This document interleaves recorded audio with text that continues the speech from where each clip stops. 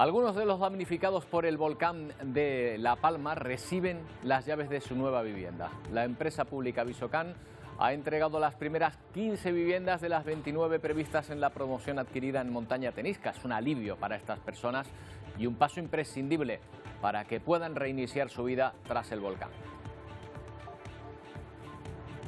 ¿Qué tal? Buenas tardes. Y a esta hora se debate en el Congreso la reforma de la reforma laboral.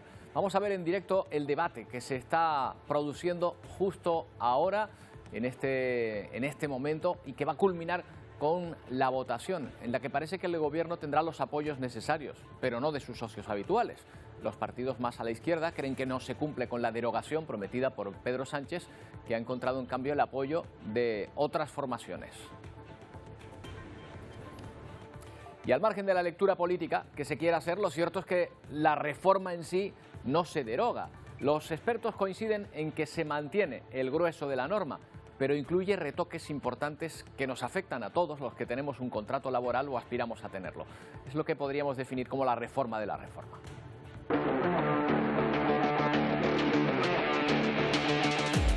Muy buenos días, señorías. Se reanuda la sesión. Los cambios persiguen principalmente disminuir la temporalidad, dar más peso a los sindicatos en las negociaciones de convenios y reforzar los ERTEs que se diseñaron en la reforma actual. Por contra, no toca las indemnizaciones por despido, que permanecen igual. ¿Cómo va a afectar a los contratos que se realicen a partir de ahora? ¿Cuándo entran en vigor? ¿Cuántos contratos temporales o de formación se podrán enlazar desde este momento?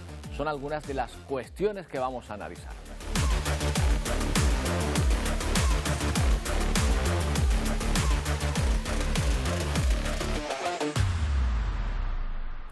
Bueno, y también vamos a hablar de un estudio que trata de averiguar si la pandemia ha tenido algún efecto en el ciclo menstrual de las mujeres o si las vacunas interactúan de alguna manera con este proceso. No hay pruebas científicas que las avalen, pero sí varios estudios en marcha. Uno de la Universidad de Extremadura, otro de la Universidad de Granada, que siguen la metodología de instituciones extranjeras como la Universidad de Illinois en Estados Unidos. Vamos a hablar con una de las ginecólogas que participan en el estudio extremeño, concretamente. Y una decisión polémica también, a la que vamos a hacer referencia hoy, que la energía proveniente del gas o de las centrales nucleares sea consideradas oficialmente energías verdes. Ayer la Comisión Europea clasificaba como energías sostenibles y verdes las centrales nucleares y ciertas plantas de generación eléctrica a partir de gas, pero sin unanimidad. Si bien Francia y Alemania respaldan el proyecto, España, Austria, Dinamarca y Luxemburgo se posicionan claramente en contra. Pendientes de lo que ocurre, por tanto, ahora mismo en el Congreso de los Diputados, donde se debate la reforma de la ley laboral. Al Ejecutivo le ha costado conseguir los apoyos entre sus socios habituales, pero en principio tiene los de otras formaciones. Silvia Mascareño, buenas tardes. ¿Ya se ha votado a esta hora o todavía no? No, todavía queda un poco porque el Pleno se ha alargado más de lo previsto, pero salvo sorpresas, el Gobierno ya cuenta con los apoyos suficientes para sacar adelante esta reforma laboral. Hay que recordar que es una reforma laboral pactada con los agentes sociales, pero que ya entró en vigor el 1 de enero. Lo que hoy se hace es convalidar el Real Decreto para evitar que decaiga. Como decía, los apoyos del Gobierno pasan no por sus socios habituales, por el bloque de investidura, PNV, Esquerra y Bildu, sino por una mayoría alternativa formada, entre otros, por Ciudadanos, PDeCAT, UPN, Más País, Compromís y los nacionalistas canarios. Así que hasta ahora hay dos incógnitas sobre la mesa. Primero, ver si todos los pronósticos se cumplen y sale adelante esa votación con la nueva mayoría alternativa. Y segunda incógnita, saber si esas nuevas alianzas del Ejecutivo tienen algún tipo de consecuencia a lo largo de la legislatura. Bueno, pero no han faltado tampoco las protestas en el exterior contra esta reforma, sobre todo entre los sectores que exigen la derogación que había prometido Pedro Sánchez. Pues durante la mañana de hoy, cerca del Congreso, se han dado cita sindicatos como la CGT o Solidaridad Obrera.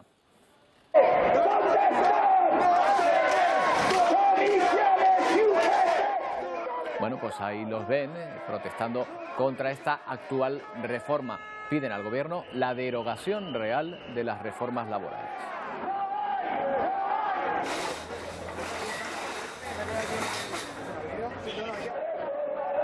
Bueno, el Congreso da luz verde, o dará luz verde probablemente a la reforma laboral que Gobierno, patronal y sindicatos pactaron antes de fin de año. De hecho, Esta reforma ya entró en vigor a finales del mes de enero, pero el Real Decreto Ley ha tenido que ser convalidado, tendrá que ser convalidado en la Cámara Baja. Cristo Negrín, lo básico de la norma no se toca, pero hay importantes novedades, ¿verdad? ¿Cuáles? Efectivamente, Roberto, es la reforma de la reforma y el núcleo central de esta reforma laboral es precisamente proteger a los trabajadores y la temporalidad. ¿Cómo lo hace el Gobierno de coalición? A través de incentivar la contratación, fomentando esos contratos indefinidos y menos contratos temporales. El nuevo texto se permitirá un contrato temporal de una duración de 6 meses y 12 meses más, un año más, si el convenio colectivo lo permite. Contratos indefinidos que vienen a contrarrestar esa temporalidad laboral, Roberto, y además se apuesta también por el fijo discontinuo, es decir, ese fijo discontinuo para esas campañas de Navidad, las campañas estacionales durante el verano. ¿Qué pasa con la ultraactividad de convenio? Ahí también hay cambios, ¿verdad? Hay cambios, se trata de dar más peso a los trabajadores frente al empresario. Imaginemos que vence ese convenio colectivo en una empresa y, ojo, es importante el detalle porque se va a prevalecer en esa negociación a nivel laboral el convenio de empresa. Pero ¿qué ocurre con la masa salarial? Ahí el Gobierno ha hecho números y dice, será mejor establecer el convenio del sector. Ahí no nos ponemos de acuerdo porque en función de la empresa unos ganarán y otros perderán. O sea que se mantiene el convenio, pero con el salario que establece el sector. El sector. Por eso que decimos que a algunas empresas le vendrá muy bien esta masa salarial. Desde luego, ese gobierno de coalición, ese pacto, que ya recordamos lo difícil que ha sido sacar adelante el texto, pues evidentemente dicen que es mejor. Vamos a ver qué ocurre. Y respecto a los ERTEs, que también cambian de nombre. Los ERTE no cambian radicalmente de nombre, pero sí que tenemos la experiencia de estos 2 años de pandemia. Sabemos que los ERTE han sido una herramienta fundamental para evitar ese despido masivo y este nuevo texto apuesta por los ERTE en detrimento de los ERE, porque sabemos que si hay una situación coyuntural, un ciclo económico, que hay una recesión económica, evitar esos despidos masivos a favor de los ERTE. Otro de los aspectos importantes que destaca y que va a ser vigilado con lupa, eso al menos dice el Gobierno, Roberto, va a ser los contratos formativos. Hablamos de los ERTE porque ahí el Gobierno va a fomentar la formación de los trabajadores que estén en ERTE, van a darles más formación, aprovechar ese tiempo. Pero ojo porque va a haber otras condiciones. En cuanto a la duración, va a vigilarse muy bien que duren menos horas. En el primer año, los trabajadores que estén en ese contrato formativo va a durar 65% de esa jornada y en el segundo año el 85%. ¿Por qué decimos que es el segundo año? Porque va a haber un tope, Roberto. Contratos formativos no pueden superar los 2 años. Así que yo creo que es una manera de controlar ese abuso de los empresarios en muchos casos. De hecho, el Gobierno advierte que van a haber sanciones si no se cumple la normativa, sanciones que van a oscilar entre los 8.000 y 10.000 euros. O sea, que los contratos formativos está bien, tener a la gente en formación, pero no tenerla indefinidamente o aprovechando el trabajo que realizan estas personas en formación para suplir otros casos. Lo que no se toca son los despidos, en principio. No se tocan los despidos y tampoco se toca una de las puntas que más han luchado los sindicatos, que se trata, esos despidos, esas indemnizaciones por despido. Va a quedar exactamente igual que esa reforma laboral ya aplicada en el Gobierno de Mariano Rajoy en el año 2012 y eso quizás es uno de los puntos negros de esta reforma laboral, por eso se habla de esa reforma de la reforma. Muy bien, Cristo, dentro de un momento vamos a hablar con un experto sobre este asunto para desgranar los detalles de esta reforma, pero antes datos sobre la pandemia, porque la Organización Mundial de la Salud, habitualmente conservadora sobre este aspecto, asegura que el aumento de los contagios está empezando a estabilizarse en todo el mundo. Por el contrario, las muertes aumentan un 9% respecto a la semana anterior. Pero la tendencia entre los gobiernos sigue siendo una desescalada más o menos rápida. Salvo en un país, Miguel, que hasta ahora estaba libre de COVID, el archipiélago de Tonga. Sí, tras detectar 2 casos positivos en el muelle de 2 trabajadores de este puerto de la isla de Tonga, que ha provocado 3 contagios más en la isla, el Gobierno ha decidido realizar un confinamiento nacional durante 48 horas. El Gobierno asegura que va a revisar este confinamiento cada 48 horas y será cuando decida si lo alarga mucho más en el tiempo. Horas antes de que comenzara este confinamiento nacional, se veían largas colas en los comercios de primera necesidad, en gasolineras y también en los bancos para conseguir todo el suministro porque no saben cuánto tiempo van a estar dentro de sus viviendas. Recordemos que la isla de Tonga tiene una población de más de 100.000 personas, mientras que en Oceanía algunos países comienzan esos confinamientos y esas reglas más estrictas. En Europa, en pleno pico de la ola por la variante Omicron, muchos países como Francia, Reino Unido e incluso Italia comienzan a flexibilizar las medidas, pero la Organización Mundial de la Salud asegura que todavía es muy pronto para comenzar a flexibilizar estas medidas y pide más calma. Primero Dinamarca y Austria decidieron eliminar restricciones y apostar por el contagio comunitario confiando en la levedad de Omicron. Ahora Francia, Suiza o Noruega deciden seguir el mismo camino y comenzar a relajar las medidas del control del virus. La Organización Mundial de la Salud advierte que aún es muy pronto. But we are urging caution because many countries have not gone through the peak of Omicron yet. Many countries have low levels of vaccination coverage with very vulnerable individuals within their populations. Todo ello cuando Francia notifica 315.000 contagios y 277 fallecidos. A pesar de estas cifras tan altas, el gobierno incluso se plantea eliminar la mascarilla en interiores en primavera. Desde esta semana ya no es obligatoria al aire libre y tampoco hay límite de aforo y reuniones. Y cuando estos alemanes protestaban en Múnich contra la vacunación, el ayuntamiento responde con unos espectáculos de luces donde se podía leer ciencia, democracia y solidaridad. El país vuelve a notificar máximo de infecciones con 236.000 en un solo día. 534 personas han perdido la vida por COVID en Reino Unido. Es la cifra más alta en un año. En cambio, el gobierno mantiene su vuelta a la normalidad y desde ahora los británicos empezarán a convivir con el virus. Bueno, pero en nuestro país, España considera que aún no es momento de rebajar las medidas pese a las objeciones de los expertos. El Consejo Interterritorial decidió mantener por el momento la mascarilla en la calle. Miguel. Sí, comunidades autónomas y el Ministerio de Sanidad se aplazan una semana más para adoptar esa medida de si quitar la obligatoriedad de la mascarilla en la calle o seguir manteniéndolo mucho más en el tiempo después de que el Congreso de los Diputados prorrogara esta obligación de mantener la mascarilla en la calle. Otras comunidades autónomas como Castilla-La Mancha, Galicia, Cataluña y Madrid piden que ya se levante esta restricción después de que mejoren los indicadores de la pandemia en nuestro país. Pero actualmente la incidencia acumulada en España está por encima de esos 2.500 puntos después de bajar en el último día más de 130 puntos, pero también muy pendiente, según el Ministerio de Sanidad, de esa ocupación en las unidades de críticos y también en las camas hospitalarias que siguen por encima de ese riesgo alto, mientras que a nivel nacional la ocupación en las unidades de críticos baja hasta el 21% y las camas hospitalarias se encuentran al 14%. En Canarias están 3 puntos por encima de esa media nacional. Se mantiene en esta última semana sin casi variación. En Canarias hay un 24% de las camas de las unidades de críticos ocupadas por pacientes COVID y las camas hospitalarias se encuentran al 17%.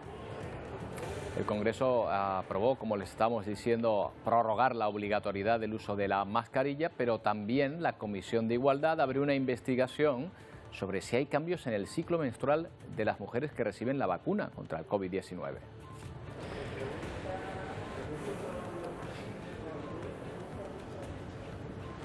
Sí, una investigación que se abrirá en esta Comisión de Igualdad después de una propuesta presentada por la diputada de Esquerra Republicana. Se basa en un estudio de la Universidad de Extremadura que ha realizado sobre 7.500 mujeres. Asegura que un 50% de estas mujeres que fueron vacunadas sufrieron algún tipo de retraso en la menstruación. Y dice que Sanidad asegura que no es un síntoma de la vacuna porque no sufre efectos adversos. Además, este estudio asegura que 24 personas de 1 millón de vacunas administradas sufren retraso en la menstruación. Bueno, también queremos hablar de este asunto, pero antes otro debate de mascarillas, de vacunas, que se genera incluso en una plataforma de música como es Spotify.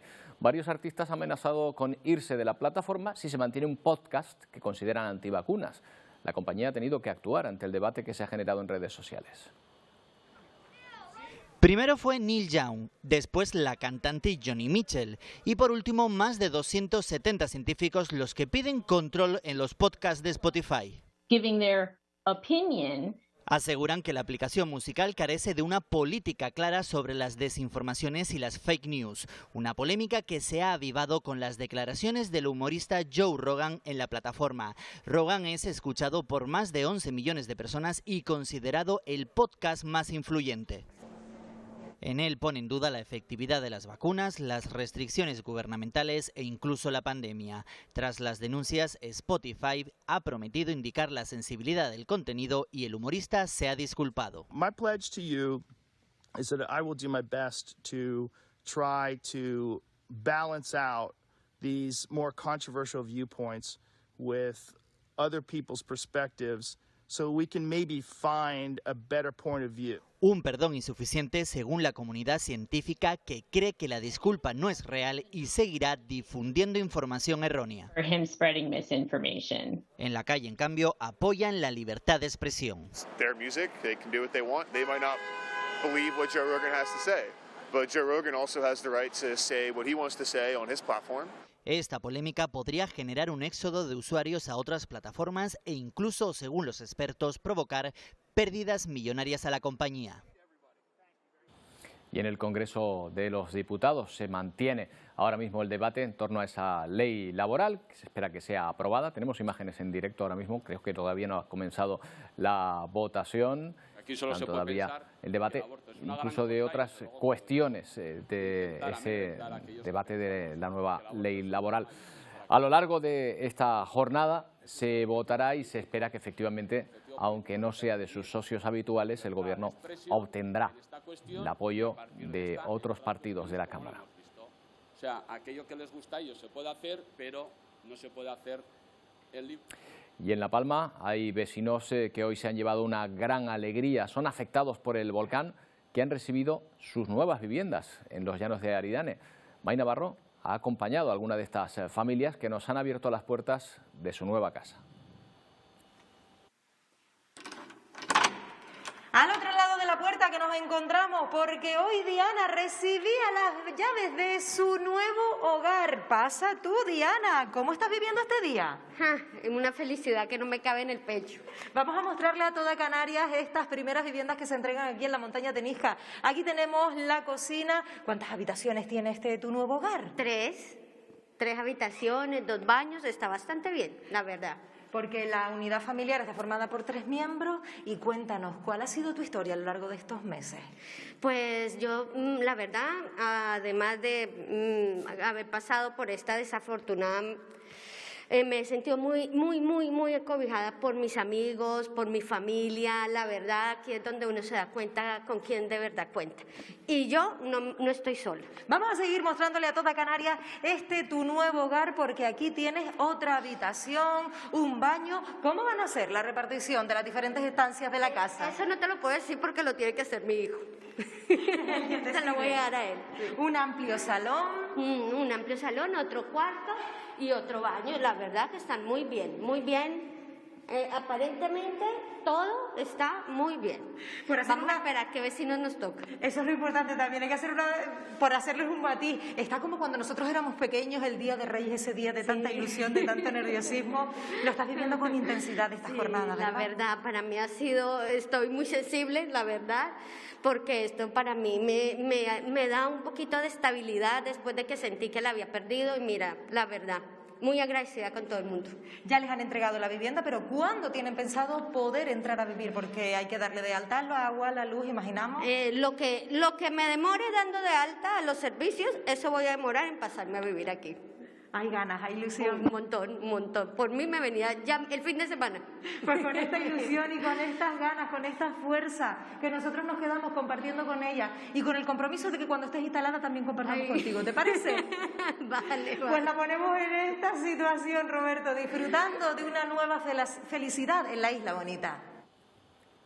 Claro que sí, con alegría, porque hay ahora que centrarnos también en las cosas buenas que están pasando en la isla de La Palma después de esos 3 meses terribles de erupción.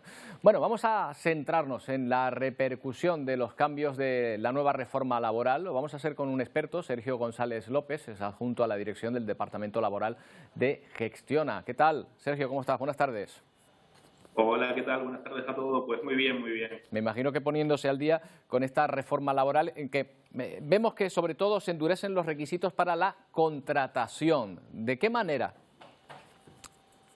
Pues sí, lo cierto es que, como bien dices, poniéndonos al día porque nos llegó la nueva noticia al final de año y tenemos que, junto con todo el cierre del año, comenzar con la nueva, ¿no? Como tú dices, la contratación ahora mismo va a ser un poquito más rígida, ¿vale? Se endurece, no es endurecerse, sino que lo que se está haciendo, lo que se intenta con la reforma laboral es que la mayoría de los contratos que se realicen sean indefinidos, para dejar un poco atrás lo que es la temporalidad que nuestro sistema siempre ha tenido.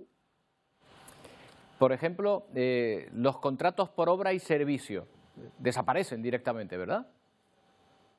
Sí. Esto es un cambio muy importante y sobre todo en nuestro entorno, el sector de la construcción, es uno que va a tener una gran repercusión con esto, porque como bien dice, el contrato por obra y servicio desaparece completamente.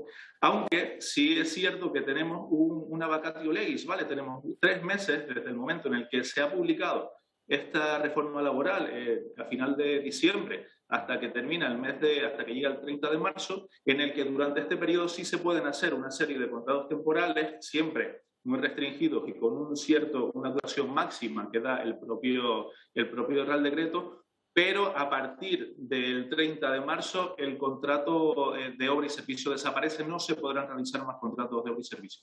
Claro, para que le da ese tiempo para que las empresas también puedan adaptarse. Lo normal será entonces que los contratos, o lo que se busca es que sean indefinidos, pero ojo, pueden ser indefinidos fijos o fijos discontinuos, eso sí se mantiene.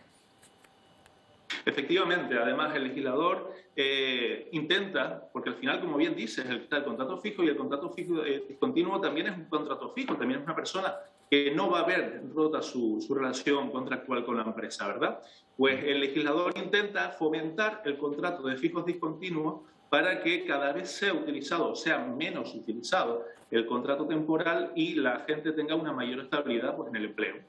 Sergio, también cambios respecto a los salarios que en principio no podrán rebajar los del convenio sectorial, o sea, por debajo del convenio sectorial no podrán estar. Efectivamente, esto es otro punto muy importante que se ha introducido en la reforma laboral, en la que nos viene a decir que el convenio de sector tiene primacía sobre el convenio de empresa en cuanto a los salarios. Esto dice que tú puedes hacer un convenio de empresa, pero que este convenio de empresa no puede modificar a la baja los salarios, los conceptos salariales que el convenio de sector haya dado. Claro, que es decir, un convenio de empresa puede empeorar los salarios de un convenio de sector. Claro, pero aquí hay una cláusula que puede beneficiar a los trabajadores en la negociación del convenio o no, porque lo que se establece es la ultraactividad del convenio, pero el salario sí que se sitúa en la misma línea que el sectorial. De tal manera que si la empresa tenía un mejor salario para los trabajadores durante ese periodo en que se lleva a cabo esa ultraactividad, el salario bajaría, ¿no? Lo que nos viene a decir la reforma laboral en realidad es que existe, o sea, que el convenio no decae por el hecho de que haya caducado la fecha por la que se ha firmado, ¿vale? Que existe ultraactividad. Sí es cierto que esto no implica directamente que los trabajadores vayan a haber empeorado sus salarios, pues también tenemos que tener en cuenta que existen una serie de derechos consolidados para los trabajadores que de la noche al día no se pueden perder. Por lo tanto, esta relación tan directa no termino yo tampoco de verla. También se busca potenciar los ERTE. Bueno, ahora se habla de mecanismo red, pero ¿también evita los despidos este mecanismo? Efectivamente, otro de los puntos importantes de este Real Decreto es que existe o crea el mecanismo red, que es un mecanismo que puede activar el Consejo de Ministros, y al final lo que este mecanismo pretende es facilitar la creación de expedientes de regulación de empleo, expedientes que hasta ahora pues no estábamos demasiado acostumbrados a ver, no los vimos en el día a día y que desgraciadamente después de la pandemia hasta que nos azota, pues es el día a día. Pues con esto, un puntito más que el legislador intenta, el gobierno intenta, porque este es mediante el decreto, el gobierno intenta, que no se favorezca el despido, sino que se favorezca la suspensión o la reducción de los contratos de trabajo para, en el fondo, pues mantener todos los puestos de trabajo que sean posibles. Creo que ahí se mantienen incluso algunos beneficios fiscales precisamente para las empresas que, en vez de hacer ERE, hagan ERTE o se acojan al programa RED. Sergio, pues no tienes mucho trabajo por delante para ponerte al día, porque ya vemos que lo saben perfectamente, ¿eh? Bueno, se hace lo que se puede, tenemos muchísimo trabajo por delante, porque hemos tenido 2 años horribles y lo que nos queda, bueno, horribles, sí, de trabajo, de aquella manera de decirlo, pero sí es verdad que han sido complicados y nos queda algo muy complicado por delante, pero bueno, para ahí estamos. Gracias, Sergio, un abrazo. Nada, muchísimas gracias a ustedes, un abrazo. Bueno, les hablábamos hace unos minutos de las vacunas y su relación con la menstruación, que es lo que se quiere investigar a partir de ahora. Miriam Abdib es ginecóloga, ha participado en estudios al respecto y está participando concretamente o ha participado en el que está llevando a cabo la Universidad de Extremadura, si no me equivoco. ¿Qué tal, Miriam? Buenas tardes. Hola, ¿qué tal? Buenas tardes. Bueno, ¿hay evidencia científica hasta el momento de que el virus o la vacuna interfieran con la menstruación? A ver, hay evidencias científicas, pero todavía de bajo nivel. Se trata de recoger datos y estudiarlo, y lo que sí parece es que los datos preliminares de los estudios que se están haciendo sí que parece que afectan el ciclo menstrual, tanto la vacuna como pasar la enfermedad. ¿Alguno peor que otro? Es decir, ¿es peor el COVID o por lo que han estudiado ahora los efectos de pasar el virus que los efectos de la vacuna? ¿O vienen a ser similares? De momento, los datos preliminares no hemos hecho el análisis exhaustivo de datos. El estudio que estamos haciendo por la Universidad de Extremadura es sobre 17.500 y algo mujeres, o sea que es una muestra muy grande, y ahí hemos recogido datos y claro, ahora empieza realmente el estudio de verdad. Los datos preliminares no diferencian mucho entre si has pasado COVID y si tienes la vacuna, pero claro, ahora tenemos que ver qué grado de afectación, qué porcentaje afecta de forma severa, porque claro, es que sale casi la mitad de las mujeres que tienen afectación en su ciclo menstrual, pero claro, no es lo mismo que te afecte, que se te atrase un poco la regla o se adelante un poco y ya está, a estar con hemorragias y sangrados excesivos durante meses, por ejemplo, ¿no? Está ocurriendo de todo, pero ahora tenemos que ver y analizar bien esos datos para ver los grados de severidad, si es a la primera dosis, si es a la segunda, si es más frecuente que sean alteraciones leves, si es más frecuente que sean alteraciones severas. Ya digo que los datos preliminares sí que apuntan a que casi la mitad de las mujeres afecta, pero claro, ahora hay que depurar mucho más y en ese estudio que estamos llevando a cabo pues tenemos que sacar conclusiones más sólidas y bueno, hay que hacer un análisis mucho más exhaustivo, ¿no? Estos son simplemente datos preliminares. Claro, ¿de dónde están obteniendo los datos ahora para profundizar en el estudio? ¿De los propios centros médicos, de voluntarios?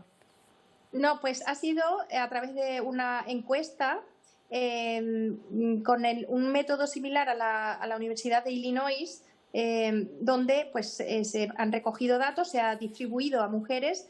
Hemos utilizado las redes sociales para llegar al máximo número de mujeres posible y bueno, y hemos llegado a nada menos que más de 17.500 encuestas. Claro, con esta muestra pues sí que puede sacar muchas conclusiones y no solo hemos preguntado sobre el ciclo menstrual, sino también otras cosas como por ejemplo aparición de nódulos en la mama, ganglios en las axilas, que son cosas que se están viendo en la consulta, pero no sabemos todavía con qué frecuencia, ¿no? Porque una cosa es lo que tú ves en tu práctica clínica que te sale de ojo, que parece que afecta, pero bueno, otra cosa es ya analizarlo en profundidad y hacer un estudio mucho más exhaustivo de los datos.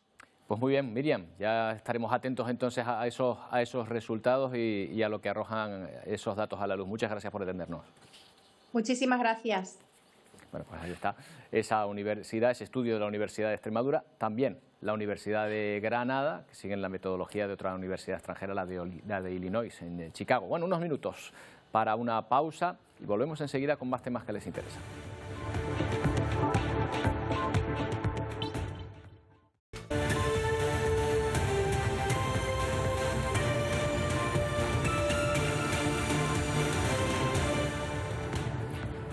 Bueno, son imágenes de Burkina Faso donde viven, ya lo saben, días de tensión tras un golpe militar que añade más penurias a una población que está sufriendo mucho. Médicos Sin Fronteras denuncia que la mayoría de la población no tiene acceso a agua potable, comida o educación y que la inestabilidad del país no facilita su trabajo. Hoy los países africanos se reúnen y estudian la posibilidad de sancionar a este país. No sabemos si las sanciones serán una medida suficiente o si van dirigidas efectivamente con quien tienen que hacerlo. Le vamos a preguntar a Igor García Barberó, es responsable de comunicación de la Unidad de Emergencias de Médicos Sin Fronteras. ¿Qué tal, Igor? Buenas tardes. Hola, buenas tardes. ¿Qué tal? Bueno, si están preparando sanciones o estudiando sanciones, lo primero que nos preguntamos es quién va a soportar esas sanciones, porque si es esta gente, estos ciudadanos que están soportando todas esas penurias, a peor van, ¿no? Pues sí, este sería el gran temor, ¿no? Porque el golpe de Estado que ha sufrido Burkina Faso el pasado lunes, de la semana pasada, pues lo que hace es venir a añadirse a una crisis humanitaria y de seguridad enorme, ¿no? Una crisis que ha progresado de manera meteórica en los últimos 3 años. Hace apenas, en 2018, había 50.000 desplazados y hoy hablamos de 1,5 millones de desplazados dentro de un país de 20 millones de población. Y el volumen de atentados, de ataques por parte de los grupos armados que operan en diferentes zonas del país no ha ido sino ir increciendo, ¿no? Ahora mismo Burkina Faso es el contexto de la región africana del Sahel que más inseguridad presenta a nivel de ataques, a nivel de secuestros, y esto pues está dejando una población muy necesitada, como bien comentabas, ¿no? Con necesidad de agua, porque además hay una crisis climática importante, pero también de abrigo, de servicios médicos, y además la ayuda humanitaria que llega a esta población es inadecuada, es insuficiente y además cada vez es más complicado proporcionarla, porque los trabajadores humanitarios y de salud también se ven afectados por esta violencia que afecta a toda la población. Claro, al margen de esas carencias o como consecuencia de esas carencias de la violencia a la que hace referencia, que bueno, que está afectando a varios países de ese entorno, sobre todo ahí está la situación de Mali, ahora Burkina Faso, y es un poco la que viene a desencadenar este tipo de movimientos o por lo menos a generar la excusa para que se produzcan golpes de Estado como este, ¿verdad? Sí, es el fruto o el golpe de Estado es un poco fruto de todo este descontento social que se ha ido gestando durante varios meses. No llega por sorpresa, porque cualquiera que haya estado siguiendo un poco la actualidad política en Burkina Faso ha visto que en sucesivas ocasiones ha habido protestas en diferentes puntos del país, sobre todo en la capital, y los militares un poco se han alzado al frente pidiendo más recursos para luchar contra los grupos armados de corte islamista que están dominando algunas zonas del país, ¿no?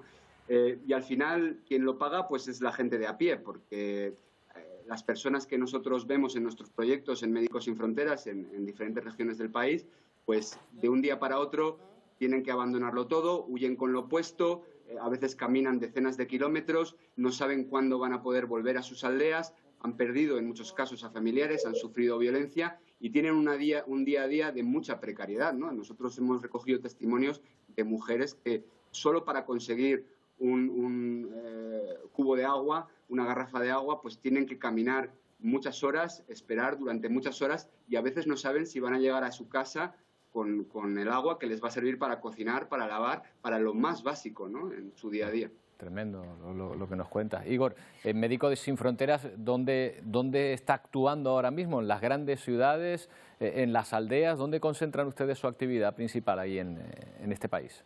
Médicos Sin Fronteras en estos momentos está trabajando en 5 de las 13 regiones del país.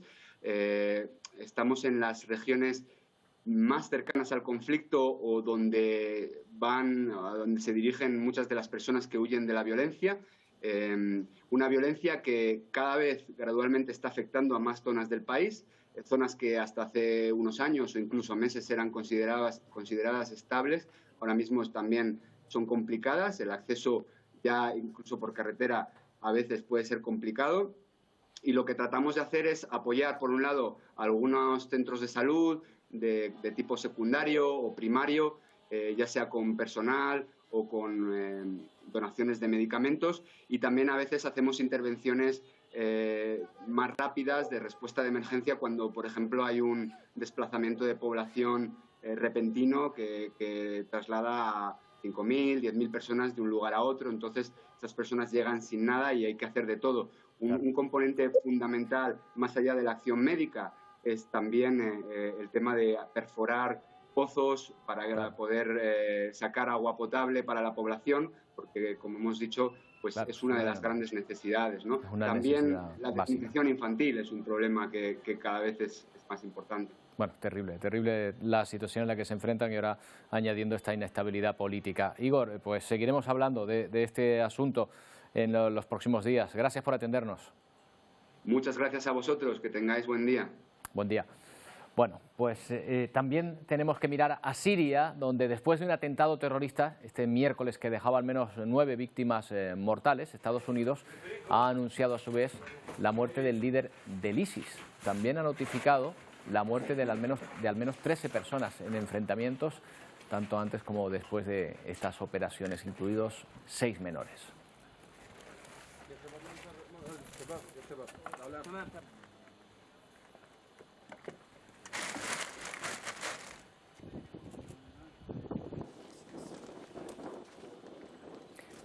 Bueno, ahí tienen al presidente norteamericano Joe Biden anunciando precisamente esta operación contra el Estado Islámico que se ha saldado, según está informando en directo en este momento, con la muerte del líder del ISIS en aquel país, en Siria, que estaba siendo objeto además de atentados en los últimos días.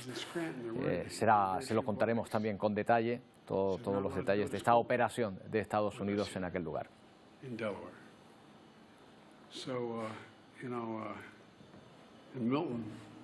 Bueno, ¿y pueden ser verdes la energía nuclear y el gas? Pues según la Comisión Europea, sí. Desde ayer las ha incluido en el borrador de la lista verde para futuras inversiones en el continente. La decisión no ha estado exenta de polémica. Francia y Alemania se muestran a favor, pero España, por ejemplo, junto a otros países como Austria, rechaza que sean catalogadas como energías limpias. Europa pretende reducir las emisiones un 55% en 2030 y llegar a las 0 emisiones netas en 2050. Es el llamado Pacto Verde Europeo. Para ello se destinarán 600.000 millones de euros de los fondos Next Generation. La Comisión Europea propone ahora que la energía nuclear y el gas sean claves en esta transición ecológica, calificándolas de inversiones sostenibles. La propia institución europea reconoce que existe controversia en esta clasificación. Las posiciones están muy divididas. En todas nuestras instituciones hay diferentes puntos de vista. Sin embargo, creo que hemos encontrado un equilibrio entre opiniones diferentes al apoyar el camino hacia la descarbonización, reconoce la comisionada europea a cargo de los servicios financieros. Para ello, esas nuevas inversiones en nuclear y gas estarán sujetas a estrictas condiciones. Solo recibirán la clasificación de verdes las nuevas centrales nucleares que reciban el permiso de construcción antes de 2045 y que tengan un plan, un lugar y los recursos suficientes para tratar los residuos radioactivos. Respecto al gas, las futuras instalaciones no podrán emitir más de 270 gramos de CO2 por kilovatio hora. Deberán reemplazar a una central energética más contaminante y recibir el permiso de construcción antes de 2030. Pero ni aún así recibe la aprobación de los ecologistas. Esto va a canalizar miles de millones de euros, lejos de las energías renovables, hacia proyectos climáticos sucios. Pedimos a Ursula von der Leyen y a la Comisión que no maten el Acuerdo Verde de la Unión Europea, protesta este activista de Havas, El Mundo en Acción. Y lo hace así con un entierro figurado de ese pacto verde a manos del presidente francés y el canciller alemán. Francia aboga por recurrir a la energía nuclear con el apoyo de países como República Checa, Hungría o Finlandia. Alemania apuesta por el gas. Y un tercer bloque de países, entre los que se encuentran España, Austria, Dinamarca, Luxemburgo, rechazan ambas opciones y piden que no se le dé el mismo trato a las renovables que al gas y a la nuclear. Bueno, ya que estamos hablando de residuos, nos vamos a detener por un momento en lo que está pasando en Nerva, un pequeño pueblo de la provincia de Huelva. Durante los próximos días, esta localidad va a recibir cerca de 110.000 toneladas de residuos tóxicos para ser enterrados en un cementerio habilitado para este fin, ahora hace 25 años. Pero sus vecinos dicen que no pueden más, que esta instalación está ya al borde del colapso. Estos barcos albergan en su interior 12.000 toneladas de residuos tóxicos. En las próximas semanas llegarán 100.000 toneladas más. Provienen del desmantelamiento de un astillero en Montenegro. Lo traen al puerto de Sevilla para enterrarlo en el vertedero tóxico de Nerva. Convertir a Andalucía en el retrete tóxico de Europa nos parece lamentable. Es la indignación de ecologistas en acción. ¡Venga, que no somos la cloaca de Europa! Se concentran en el acceso del puerto de Sevilla para protestar por este traslado de residuos. Lo más lamentable es que llevamos 25 años donde están llegando residuos de Italia, han llegado residuos de Francia, de Portugal, y las instalaciones están colmatadas. Por ahí van los camiones. Advierten que hay un barrio a tan solo 700 metros de la instalación. Y toda esta polvareda que ven es la que levantan los residuos tóxicos. Su población pide la clausura definitiva del vertedero. Haciendo un cierre responsable de esa instalación. Son más de 25 años soportando lo que nadie quiere, son más de 25 años incumpliendo después todos los compromisos con el pueblo de Nerva. Pero lejos de ese cierre, el gobierno andaluz pretende ampliar esta instalación y darle una vida útil hasta 2036. Y dentro de unas horas, el presidente francés va a llamar por cuarta vez a Vladimir Putin por el conflicto de Ucrania.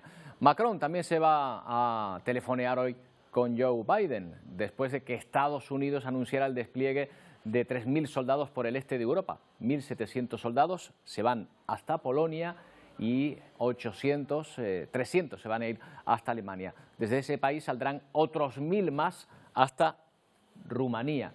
A estos militares se van a sumar otros 8.500 que están ya en alerta máxima. Según Biden, van a actuar no solo en Ucrania, sino en otros territorios de los países de la OTAN que ya ven que están limitando con este país. Esto mientras Rusia comienza a realizar maniobras de la mano de Bielorrusia, y justo cuando este viernes Putin se reúne con el presidente chino también.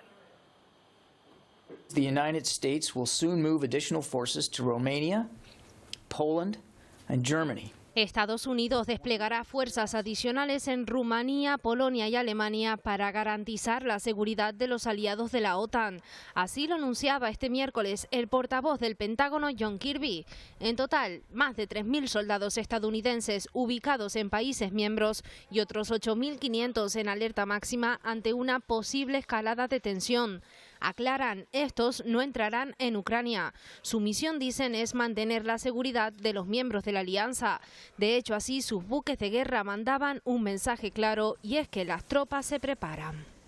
Of Russian military forces into Belarus. Por su parte, lo hacen las tropas rusas en Bielorrusia, donde advierte el presidente de la OTAN, Jens Stoltenberg, hay más de 300.000 soldados rusos y armas modernas. De esta forma muestran las maniobras conjuntas de ambos ejércitos, aunque por ahora el arma más utilizada parece ser el teléfono. De hecho, lo ha usado este miércoles el primer ministro británico Boris Johnson, que transmitía a Moscú su deseo de que Ucrania entrara en la OTAN, algo totalmente opuesto a los deseos del Kremlin.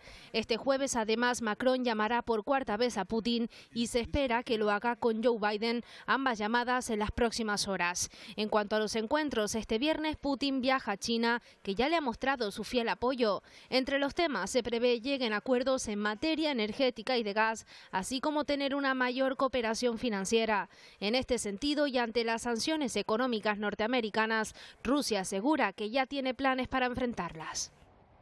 Bueno, y algunos asuntos que son noticia que nos llevan hasta Estados Unidos, un país que conoce bien nuestra colaboradora María Rosman. ¿Qué tal, María? Buenas tardes. Buenas tardes. Bueno, explícanos un poco qué pasa con las universidades negras en Estados Unidos. Es decir, las universidades que en su momento, creo entender que son así, pues dieron cobijo a la población negra y que ahora están siendo víctimas de asaltos y de atentados incluso. Y que siguen siendo tradicionalmente pues las que atraen sobre todo a gente de color, ¿no? Que son estas universidades emblemáticas como Howard University. Lo que hemos visto es que en esta semana unas 17 universidades en todo el país, que suelen ser, como decías tú antes muy bien, sobre todo que atraen a afroamericanos, han recibido muchísimas amenazas de bombas, de posibles atentados, y se está investigando por el FBI. Hasta ahora solamente hay unos cuantos jóvenes que son personas de interés en la investigación, pero todo apunta a que son pues crímenes de odio, entendiendo además que febrero es el mes cuestiones de la herencia afroamericana en Estados Unidos, la herencia negra. Claro, eso pone sobre el papel de nuevo el tema del racismo en Estados Unidos. Fíjate, por ejemplo, en San Francisco se han vuelto a disculpar con la población china por las atrocidades cometidas. ¿Qué es lo que ocurrió con los chinos en San Francisco? Bueno, desde el principio la población asiática, especialmente la población china, cuando llegaron a Estados Unidos, especialmente en lo que es la costa oeste, que es la que le queda más cerca, pues desde el principio pues, los utilizaron mucho para lo que era la línea de ferrocarril. De alguna manera pues estaban como ciudadanos de segunda, por no decir esclavizados, ¿no? Y a raíz de eso, durante muchísimo tiempo, en San Francisco, por ejemplo, que ahora es la cuarta ciudad de California, que por fin emite ese tipo de disculpa pública, por lo menos, por las atrocidades cometidas, la población china es muy grande en ciudades como San Francisco, como te comentaba, y sin embargo hasta hace poco, recientemente, se habían pasado todavía, se habían aprobado leyes que eran discriminatorias con respecto a la población asiática. Entonces es una forma de intentar de alguna manera ser congruentes con los tiempos en los que vivimos. Pero decías antes, ahí todavía estamos viendo una especie de resurgir de todas estas supremacías blancas, de racismo en Estados Unidos, tanto con los atentados o con las amenazas, que no son atentados, pero amenazas a las universidades negras, como después de que se hablara del virus de China por parte del anterior presidente, que hemos visto, pues tú sabes muy bien, que se han cometido aberraciones contra muchísimos ciudadanos chinos simplemente por ser asiáticos, ¿no? Es verdad. Ahí está el debate del racismo, un tema que parecía ya superado en Estados Unidos, por lo menos desde aquí, pero que vemos que todavía no se ha hecho. Oye, ¿por qué corre el riesgo Estados Unidos de quedarse sin profesores, sin maestros? Pues mira, es una tendencia que ya viene pasando en los últimos años, pero ahora mismo se ha complicado bastante, por una parte, con lo que habíamos comentado ya antes, que era esta gran renuncia, mucha gente que dejó los puestos de trabajo. Resignation, ¿no? Exactamente, para buscar trabajos con mejores condiciones, por decirlo de alguna manera, porque en Estados Unidos hay muy poquitas, o sea, realmente se trabaja muchísimo, se gana relativamente bien, pero no hay muchos derechos por parte hacia los trabajadores o de los trabajadores, y los profesores pues caen realmente en este grupo de profesionales muy maltratados en Estados Unidos. Tenemos profesores que están muy mal pagados, la mayoría tienen que tener otro trabajo para poder llegar a fin de mes, luego tampoco hay dinero para los colegios, hay muchos distritos públicos que son muy pobres y los profesores en un promedio tienen que aportar de su bolsillo unos 480, 500 dólares al año para comprar desde papel higiénico a tizas, porque no hay. ¿Lo tienen que pagar ellos mismos? Sí, porque no hay. No hay, y eso no. Acuérdate que en Estados Unidos no existe una política nacional en cuanto a educación, sino depende de cada estado y en realidad de cada distrito escolar dentro de cada condado en cada estado, ¿no? O sea, que está totalmente descentralizado, ¿no? Está totalmente descentralizado y realmente con muy pocos fondos. Y entre los que lo están pagando son los profesores, los puestos no se llenan, entonces tienen muchas más responsabilidades de las que normalmente tendrían porque tienen que cubrir por esos profesores que no hay. Y de hecho muy poquita gente está empezando ahora las carreras de magisterio o incluso graduándose, lo que supone un problema gigante para Estados Unidos que se va a ver sin profesores. O sea, 55% están planeando dejar su trabajo. Bueno, y uno de nuestros favoritos, Donald Trump, que la ha vuelto a armar, ha dicho Donald Trump, bueno, creo que tenemos además sus declaraciones, que a los que asaltaron el Capitolio los va a perdonar si llega al poder de nuevo. Es decir, que de cárcel nada, que fuera de la cárcel. Vamos a ver si lo podemos escuchar. And if I win, we will treat those people from January 6th fairly. We will treat them fairly. And if it requires pardons, we will give them pardons because they are being treated so unfairly. This hasn't happened. Bueno, pues ahí está, Donald Trump provocando de nuevo, ¿no? Porque esto es una gran provocación. Así es, y bueno, vemos que tiene bastantes intenciones de volver a presentarse a las elecciones en 2024. Joe Biden no está en su mejor momento, la popularidad la tiene bastante mala, así que tiene muchas posibilidades, si se presenta Donald Trump, de volver a ganar. Pero es que si no gana, ya sabemos que tiene la intención de volver a causar los mismos problemas que causó en el pasado con esta desinformación y la gran mentira de que le robaron las elecciones, ¿no? Claro. Y está diciendo sí, que va a perdonar a las personas que participaron en la insurrección del Capitolio, como si no hubiera pasado nada. Y muchas dentro de su propio partido, otros republicanos, como pueden ser Lindsey Graham de Carolina, que es una persona muy republicana, muy conservadora, han criticado estas palabras, estos comentarios del anterior presidente y, sin embargo, él ahora incluso ha doblado en esa amenaza diciendo que sí, que está completamente dispuesto a perdonarlos. O sea, que a partir de ahora el que quiere ir al Capitolio y asaltarlo, que pueda serlo y veremos bienvenido según veremos al de los cuernos de consejero, de secretario de Estado, de algo, bueno, en fin. María, sí, cosas de Estados Unidos, un gran país, pero después con cosas curiosas también como esta que nos llaman muchísimo la atención. Gracias, una semana más. Buenas tardes. Hasta la semana que viene, gracias. Bueno, y en Argentina las alarmas se han desatado en el país después de que al menos 12 personas hayan muerto tras haber consumido droga adulterada. También hay cerca de 50 personas afectadas. Las autoridades no descartan que la cocaína, la droga en cuestión, llegase envenenada y envenene todavía a más gente. Desde Buenos Aires nos informa Nuria González. Por estas horas ya son 12 las personas fallecidas y más de 50 los internados después de haber consumido cocaína contaminada. En estos términos lo está hablando la Fiscalía de San Martín. Están investigando cómo llegó esa droga a cada una de estas personas.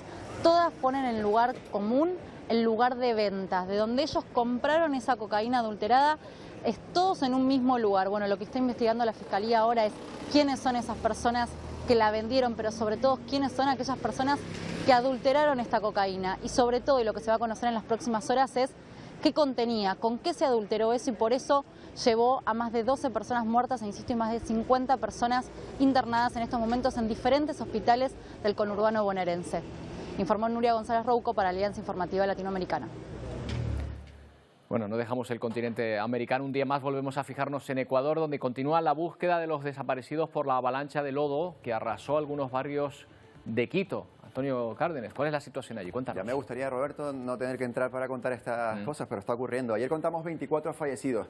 Esa cifra ha subido en una persona. Una de esas personas desaparecidas la ha encontrado, por desgracia, sin vida. Por tanto, hoy tenemos ese nuevo recuento, 25 personas fallecidas. Estas son imágenes de lo que está ocurriendo ahora mismo en Ecuador. Estos son las labores de desescombro, de reconstrucción, si acaso, y por supuesto también de búsqueda de los desaparecidos.